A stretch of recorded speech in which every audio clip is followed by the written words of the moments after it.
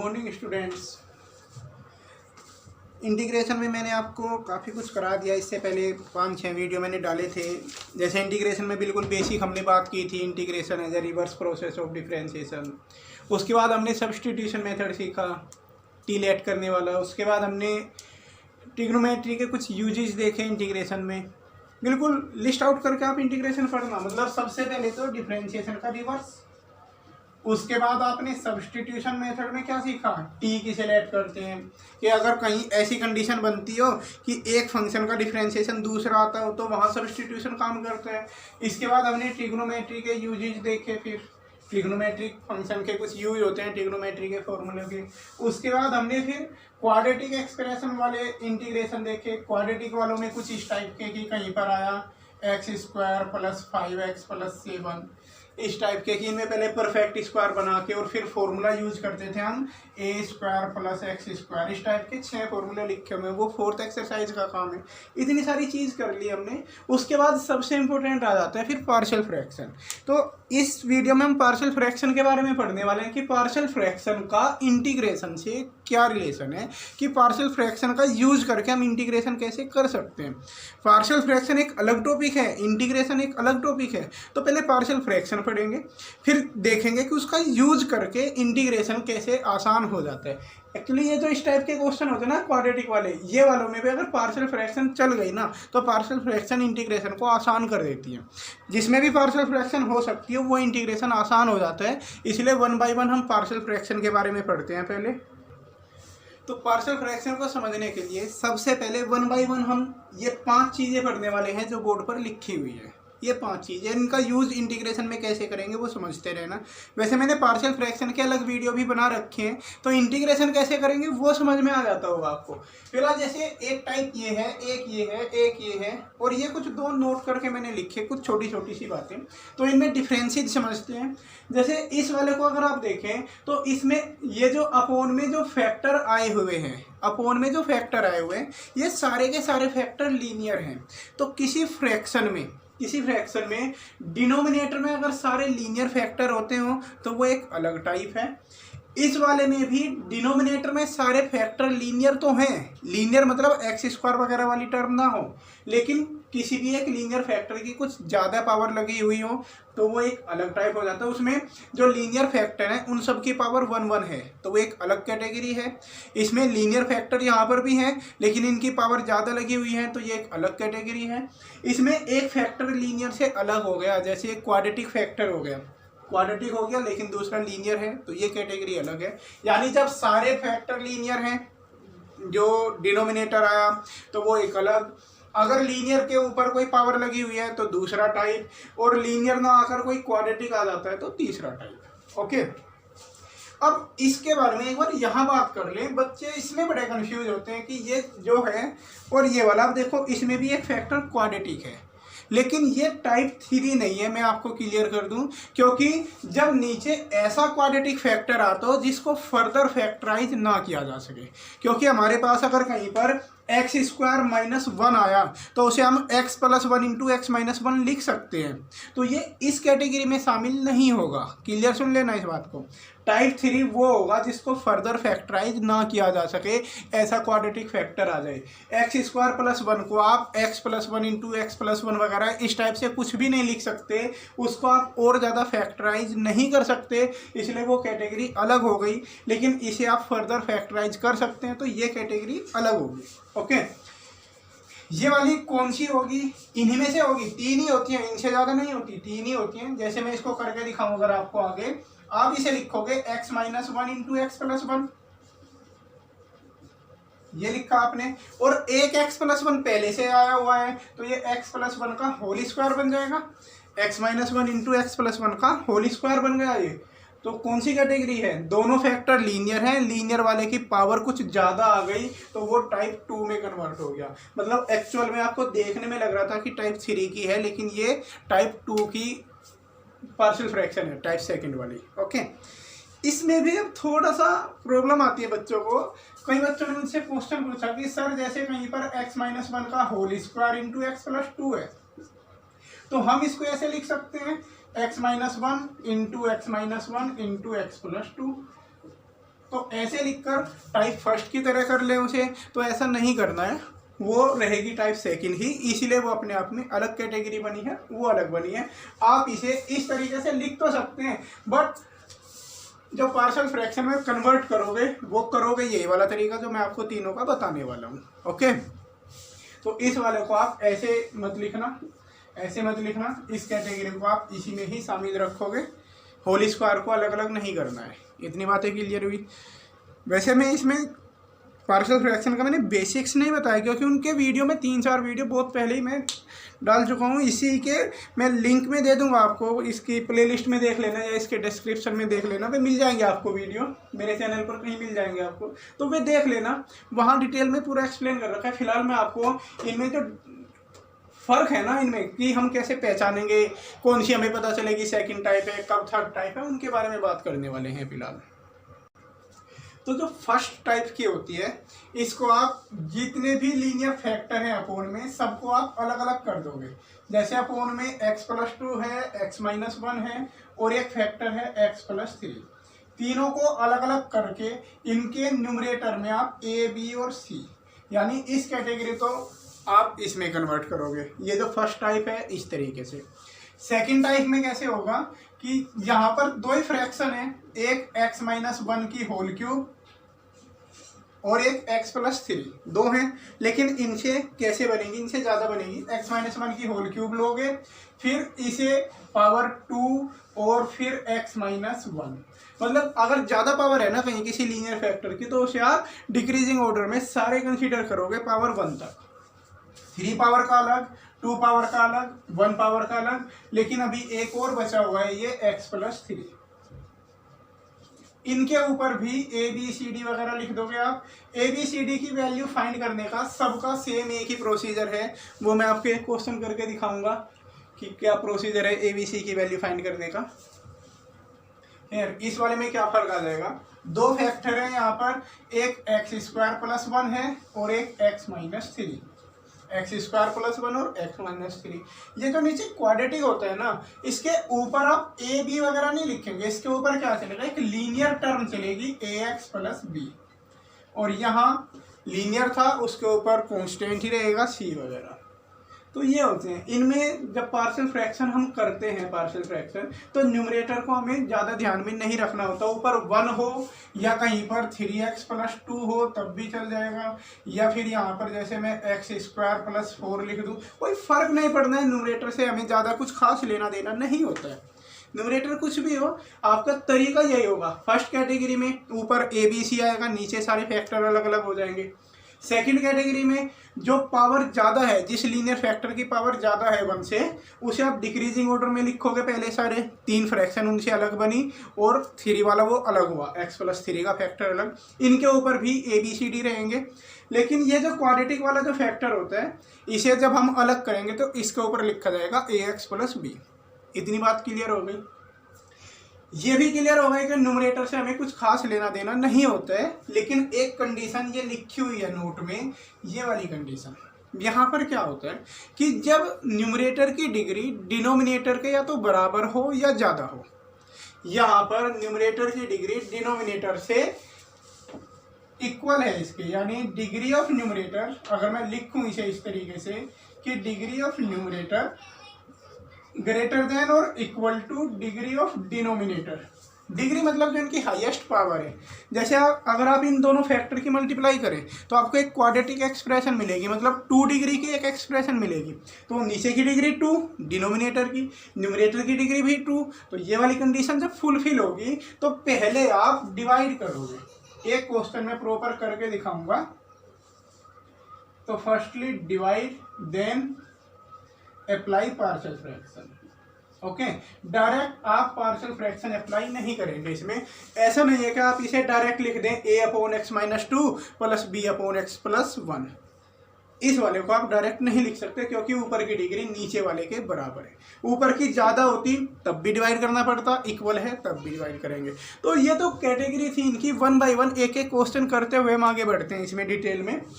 5 चीज़ें दे रखी हैं, 5 के ऊपर मैं एक एक क्वेश्चन करता हूँ अभी। जैसे सबसे पहले बोर्ड पर एक क्वेश्चन लिखा हुआ है x plus 3/2x² plus 5x+3। मान लिया हमें इसका इंटीग्रेशन करना है। तो अगर हमें इसका इंटीग्रेशन करना है तो एक तो तरीका आपके पास वो है कि लीनियर अपॉन क्वाड्रेटिक, जो आप फोर्थ एक्सरसाइज में पढ़ते हैं। बाद के जो 15 क्वेश्चन है फोर्थ एक्सरसाइज के, मोस्ट इंपॉर्टेंट कंसेप्ट है, वो बोर्ड एग्जाम में आता है बहुत बार। अगर लीनियर अपॉन क्वाड्रेटिक आप अप्लाई करेंगे, आपने ये देखा होगा बहुत लॉन्ग प्रोसीजर है वो। उसमें पहले आप I1 I2 दो अलग अलग बनाएंगे, उसके बाद I1 का अलग I2 का अलग, मतलब पक जाता है बच्चा करते हुए, लॉन्ग है।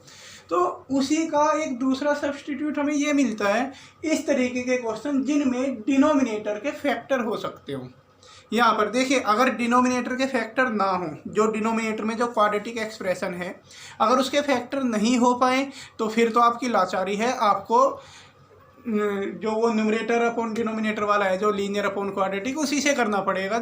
By making perfect square method वाला जो है, उसी से करना पड़ेगा अगर इसके फैक्टर नहीं होते।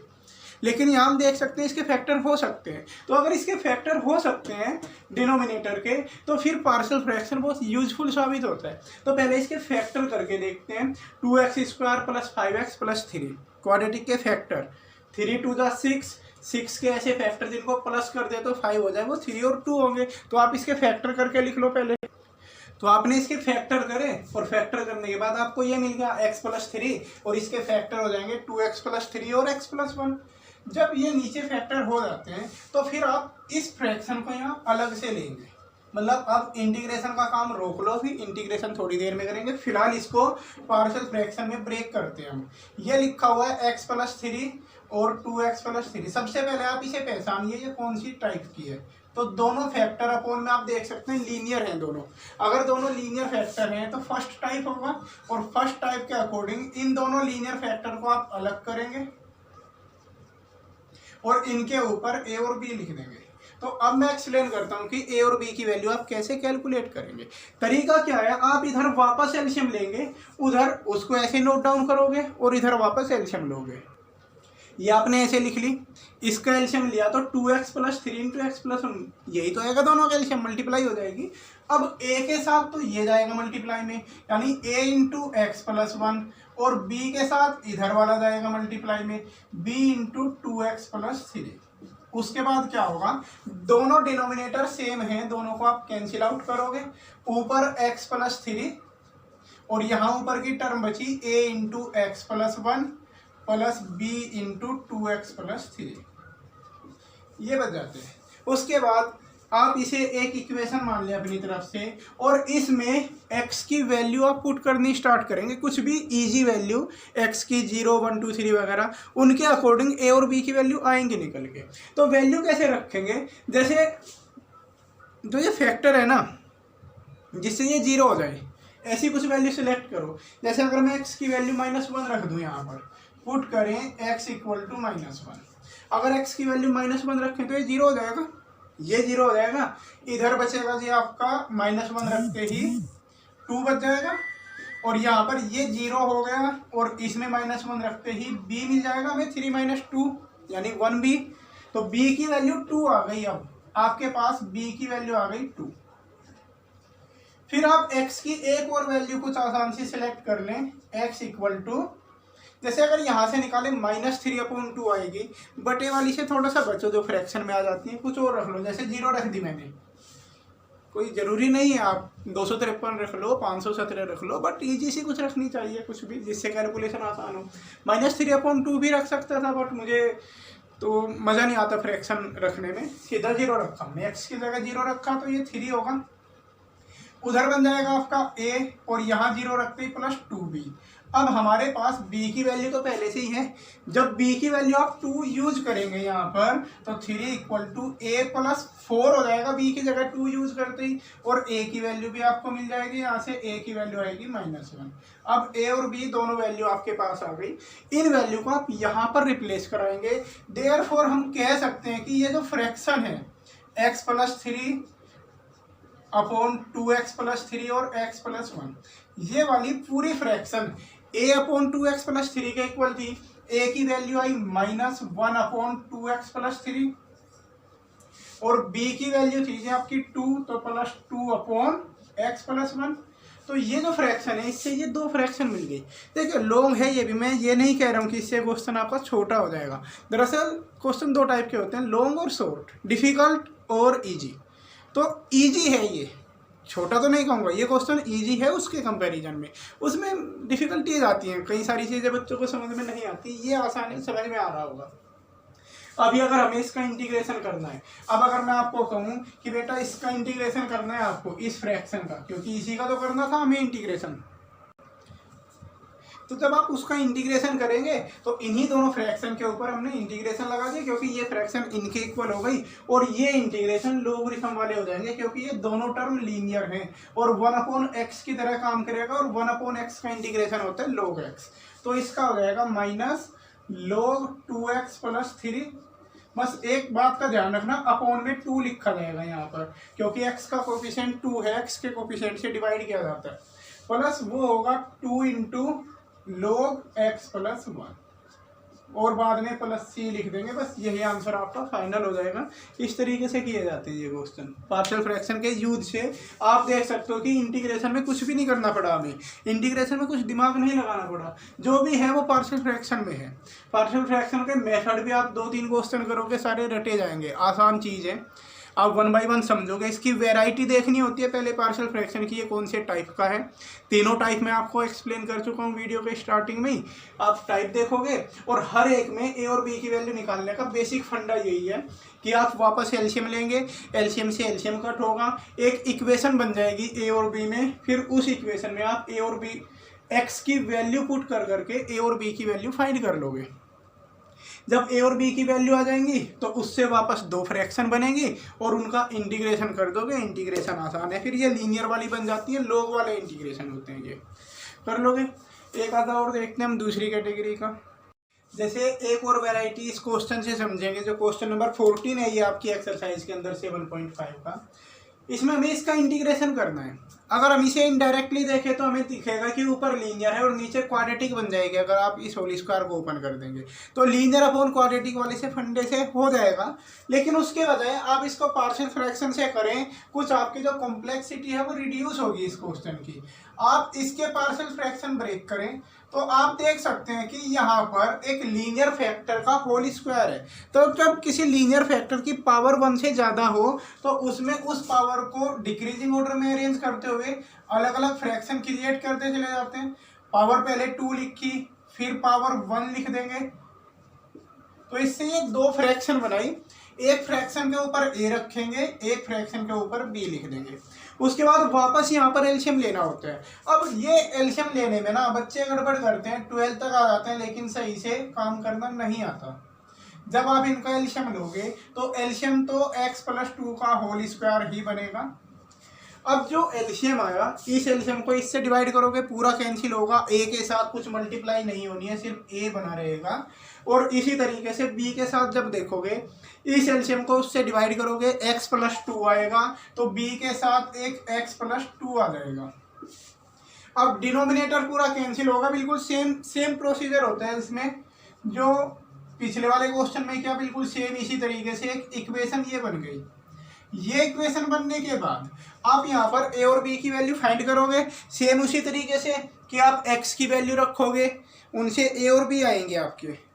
ओके, जैसे अगर आपने x की वैल्यू मान लिया -2 रखी, अगर x की वैल्यू -2 रख दें तो जैसे x की वैल्यू -2 रखी, b 0 हो गया, b के 0 होते ही यहाँ पर a बचेगा और उधर बचेगा -7 हो जाएगा ये, तो a की वैल्यू -7 आ गई। फिर इसी तरीके से आप x की वैल्यू आप 0 रख लो, क्योंकि कुछ और तो बची नहीं रखने के लिए। अगर x की वैल्यू हम 0 रखें तो इधर -1 होगा और उधर हो जाएगा a + 2b। a की वैल्यू आपके पास पहले से ही आ चुकी है, a की वैल्यू -7 है। जैसे ही a की जगह आप -7 यूज करोगे तो -7 + 2b, और यहाँ से b की वैल्यू भी आपको मिल जाएगी। a की वैल्यू -7 आ गई, b की वैल्यू कितनी आएगी, b की वैल्यू 3 आ जाएगी। यहाँ से इक्वेशन इतना तो आता होगा 12 के बच्चे को, 7 इधर गया, 6 बचा ये और 2 से डिवाइड किया, b की 3 आ गई। a और b दोनों वैल्यू जब हमें मिल जाती है तो ये जो फ्रैक्शन हमारी बनती है, ये जिसका इंटीग्रेशन हमें करना था actually 3x minus 1 upon x plus 2 whole square. ये पूरी फ्रैक्शन कन्वर्ट हो जाएगी ए यानी कि -7 upon x plus 2 whole square and plus B upon, और बी की वैल्यू थी 3 तो +3 अपॉन एक्स प्लस 2। अब हमें इसका इंटीग्रेशन करना था, तो जैसे ही आप इसका इंटीग्रेशन करेंगे तो यहाँ पर ये दो फ्रैक्शन है, इन दोनों का इंटीग्रेशन कर दीजिए आप। इसका इंटीग्रेशन करने के लिए लीनियर है तो 1/x² मान सकते हैं, और 1/x² का कैसे होगा, x की पावर -2 बनाओगे उसे, यह आएगा -7 x की पावर -1 रह जाएगा। जैसे -2 में ऐड करोगे आप 1 अपॉन -1 प्लस वो लोगरिथम वाला बन जाता है 3 log x plus 2। Power negative है तो नीचे ले जाकर उसे पॉजिटिव कर लोगे, यहाँ भी माइनस माइनस मिलके प्लस हो जाएंगे, तो फाइनल आंसर आपको मिलेगा 7/x plus 2 plus 3 log x plus 2 और प्लस c। तो ये एक सेकंड टाइप की थी जिसमें होल स्क्वायर आया था, तो पावर को कम करते चले गए थे। एक थर्ड टाइप का देख लेते हैं कोई क्वेश्चन एक, जैसे क्वेश्चन नंबर 13 है 2/1 - x इंटू 1 + x²। तो यहाँ पर अपोन में एक ऐसा फैक्टर आया है, ऐसी क्वाड्रेटिक एक्सप्रेशन आई है जिसको फर्दर फैक्टराइज नहीं किया जा सकता। तो ये सेकंड कैटेगरी हो गई, एक अलग टाइप हो गया। तो इसको पार्शियल फ्रैक्शन में ब्रेक डाउन करने के लिए सबसे पहले आप वैरायटी पहचानेंगे, वैरायटी हमने डिस्कस कर ली। उसके बाद आप इनसे दो अलग अलग फ्रैक्शन बनाएंगे, एक का डिनोमिनेटर 1 - x और एक का डिनोमिनेटर 1 + x², दोनों को अलग किया। जो लीनियर है डिनोमिनेटर उसके ऊपर a और जो क्वाड्रेटिक है उसके ऊपर bx + c। कोई कंफ्यूजन नहीं होनी चाहिए। अगर उसे हम पहले लिखते तो ऊपर आता ax + b, वहाँ c लिख देते, इससे कोई फर्क नहीं पड़ता। a b c की वैल्यू अकॉर्डिंगली जैसा आप लेंगे उसी हिसाब से मैनेज हो जाती हैं, क्वेश्चन पे कोई फर्क नहीं पड़ेगा। बच्चे पहले भी बार बार पूछते रहे कि सर अगर हम इसे ऐसे लिखते और यहाँ लिखते 1 - x, तो इसके ऊपर लिखना पड़ता हमें ax + b और इसके ऊपर लिखना पड़ता c, तब भी कोई फर्क नहीं पड़ता। जैसे यहाँ पर मान लिया a की वैल्यू 2 आनी है तो वहाँ c की वैल्यू 2 आ जाएगी। मान लिया इसमें b की वैल्यू 3 आनी है तो यहाँ इस a की वैल्यू 3 आ जाएगी। तो ये वैल्यू तो आप अपने आप फाइंड करोगे, कोई फर्क नहीं पड़ता है, ऐसे लिखो या ऐसे लिखो सेम बात होती है। और a b c की वैल्यू फाइंड करने का तरीका एज यूजुअल वही है कि आप वापस एलसीएम लेंगे। यहाँ पर एलसीएम लेने के बाद a के साथ ये चला जाएगा, b के साथ वो चला जाएगा, ऐसे हमने कर लिया। उसके बाद ये डिनोमिनेटर पूरा कैंसिल आउट होगा, इधर 2 बचा रहेगा और उधर a इंटू 1 + x² और वो पूरा न्यूमरेटर, उसे एक इक्वेशन हम बना लेंगे। अब इस इक्वेशन में आपको x की वैल्यू रखनी होती है बस। जैसे अगर x की वैल्यू हम 1 रख दें, कहाँ से डिसाइड होती है, ये इस फैक्टर से डिसाइड होती है कि 1 रखने पर ये पूरा 0 हो जाएगा तो a मिल जाएगा हमें। जैसे आपने a की वैल्यू 1 रखी, a की वैल्यू 1 रखनी, सॉरी x की वैल्यू 1 रखते ही ये 2a, a की वैल्यू 1 आ जाएगी आपकी कैलकुलेशन करने पर, a की वैल्यू 1। फिर आप x की वैल्यू 0 रख लें, x की वैल्यू 0 रखते ही ये b वाला पार्ट 0 हो जाएगा। x की वैल्यू 0 रखते ही इधर तो 2, उधर आएगा जी आपका a + c। ध्यान से देखिए x की वैल्यू 0 रखते ही ये a बचेगा, वहाँ 0 रखते ही ये भी 0, ये भी 0, सिर्फ c बचा। a की वैल्यू 1 है, जैसे ही a की वैल्यू यहाँ पर 1 यूज करेंगे आप तो 1 + c और फाइनली c मिल जाएगा आपको 1। तो a और c दोनों वैल्यू आ गई।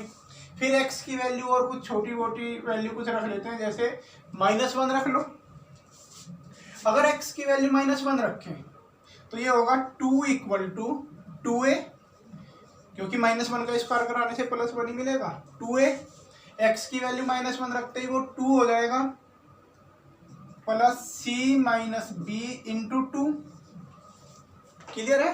-1 रखते ही ये c - b और वो 2 से पूरी इक्वेशन को मैं डिवाइड भी कर देता हूँ तो 1 = a + c - b। अब a और c ये दो वैल्यू हमारे पास पहले से ही हैं, ये वैल्यू रख देते हैं इसमें। तो 1 = a की वैल्यू 1, c की वैल्यू भी 1 - b। और यहाँ से b मिल जाएगा आपको, b मिल जाएगा 1, b की वैल्यू भी 1 आ गई। इस तरीके से आपने देखा a b और c सारी वैल्यू 1 के इक्वल आ गई यहाँ पर। अब ये वैल्यू इस इक्वेशन में पुट कर देते हैं तो ये पूरी इक्वेशन हो जाएगी 1/1 minus x plus 1x plus 1 यानी x plus 1/1 plus x square. तो सारी वैल्यू पुट करने के बाद फ्रैक्शन ये हो गई। अब आपको इसका इंटीग्रेशन करना है तो आप इंटीग्रेशन का निशान लगा दें हर एक फ्रैक्शन के ऊपर। अब यहाँ पर ना अगर आप हल्का सा भी प्रैक्टिस करेंगे पार्शियल फ्रैक्शन वाले को तो फिक्स है बिल्कुल।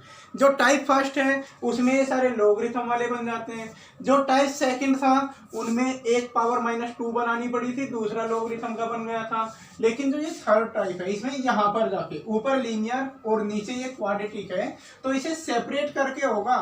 ध्यान से समझना, देखो इसे तो हम लिखेंगे इस तरीके से क्योंकि ये इंटीग्रेशन तो लॉगरिथम का है, ये तो हो जाएगा। उस वाले को करने के लिए उसमें x dx upon 1 plus x square इसे अलग अलग करोगे आप और प्लस 1/1 प्लस एक्स स्क्वायर। हर क्वेश्चन में जो भी इस टाइप का होगा जिसमें नीचे क्वाड्रेटिक फैक्टर बनता होगा तो उसमें यहाँ पर जाके ये फॉर्मूला tan इनवर्स का बनेगा, इसका log t हो जाएगा क्योंकि आप 1 प्लस एक्स स्क्वायर को t पुट करेंगे तो x dx की वैल्यू dt मिलेगी। मतलब ये वाला सब्सटीट्यूशन से होगा, ये वाला होगा सब्सटीट्यूशन से, ये वाला फॉर्मूला बनेगा tan इनवर्स का और जी ये वाला होगा लॉगरिथम। तो 3 टाइप की टर्म बनेगी। इसमें ये log t का बन जाएगा, ये भी log वाली टर्म आएगी, ये भी log वाली और वो इनवर्स वाला। तो ये होगा log 1 माइनस एक्स अपॉन -1। इसे स्पेशली याद रखा करो, ज़्यादातर बच्चे भूल जाते हैं कि x के कोफिशिएंट से डिवाइड भी करना होता है तो अपॉन में -1। फिर प्लस इसको आपने t लेट किया होगा 1 प्लस एक्स स्क्वायर को तो dt अपॉन t आएगा और एक 1/2 भी रहेगा तो 1/2 log 1 प्लस एक्स स्क्वायर। अलग से करके देखना इसे, अगर आपको इंटीग्रेशन समझ में आ रहा है सब्सटीट्यूशन तो कर लोगे, ये आ जाएगा। और वो होगा प्लस tan इनवर्स एक्स और जी प्लस c। तो फाइनली ये आंसर मिल जाता है आपको। क्लियर हुआ सेकंड वैरायटी इंटीग्रेट। ये जो एक्सरसाइज है ना पार्शियल फ्रैक्शन की, आप इसे तसल्ली बख्श बैठ के इसके 4-6 क्वेश्चन हर वैरायटी का ढूंढो और करो। बिल्कुल सेम रूल है, सेम प्रोसीजर है, इसलिए आसान है। ये एक्सरसाइज आसान है और इम्पोर्टेंट भी है। क्वेश्चन कहाँ काम करेंगे? जहाँ पर कुछ एल्जेब्रिक एक्सप्रेशन आई हुई हो। ध्यान रखना ऐसी जगह काम नहीं करेंगे। फिर मैंने पार्शियल फ्रैक्शन लगाते हुए बच्चों को ऐसे क्वेश्चन में भी देखा है कि कहीं पर 1 माइनस साइन एक्स और 2 प्लस साइन एक्स आ गया, मेरे को लो जी पार्शियल फ्रैक्शन यूज कर लिया। तो ऐसा नहीं है भाई, भावनाओं में नहीं बहना है आपको कि यहाँ भी पार्शियल फ्रैक्शन लगा दिया। जहाँ नीचे एल्जेब्रिक एक्सप्रेशन होती है वहाँ काम करता है पार्शियल फ्रैक्शन। अब एक क्वेश्चन नंबर 6 है, बहुत डिमांड में रहता है ये क्वेश्चन, बहुत सारे बच्चे पूछते हैं इसको कि सर इसे बता दो। सबसे पहले तो आप इसकी वैरायटी समझिए।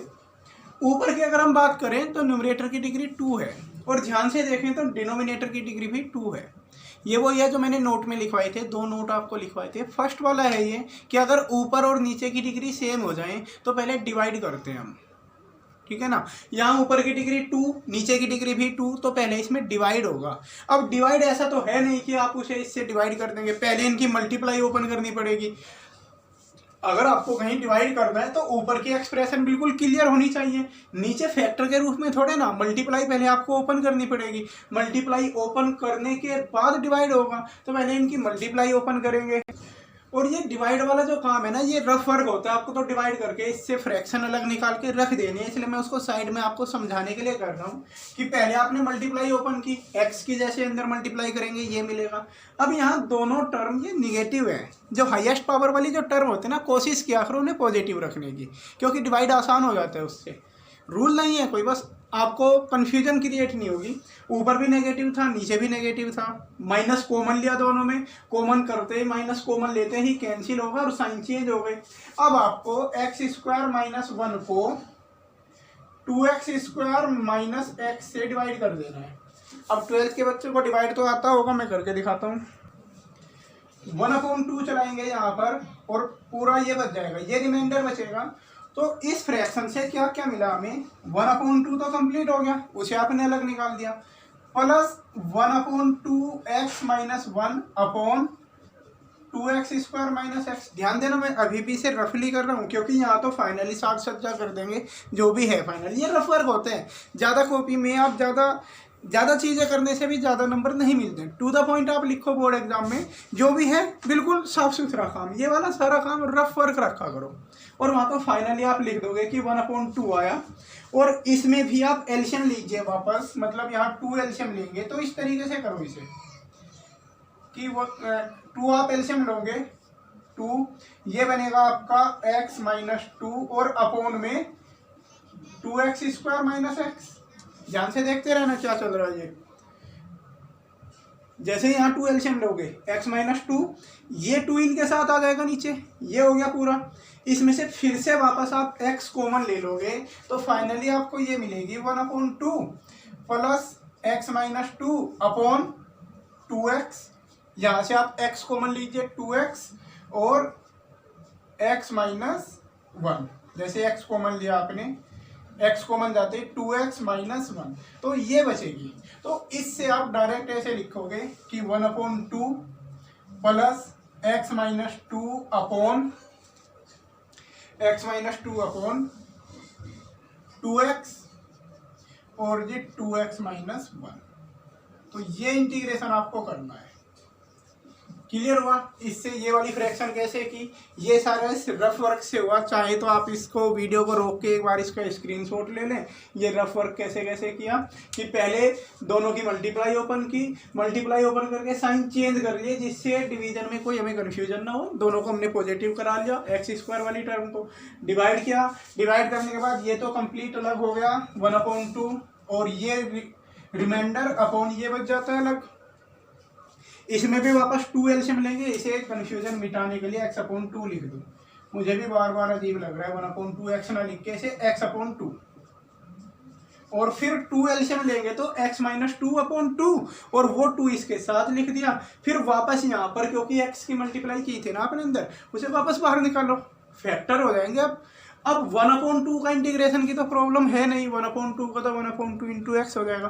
प्रॉब्लम इसकी है, इसका इंटीग्रेशन करने के लिए ये देखो नीचे दोनों टर्म लीनियर हैं, दोनों फैक्टर लीनियर हैं, तो ये पार्शियल फ्रैक्शन अप्लाई कर लेते हैं। तो इसे उठा के अलग से रखते हैं अब, यानी कि अब ये जो है आप यहाँ लिखोगे x - 2 upon 2x into 2x - 1 equal to, दो फैक्टर हैं, एक 2x है और एक 2x - 1 है, इसके ऊपर a और इसके ऊपर b। फिर a और b की वैल्यू आप कैलकुलेट करेंगे।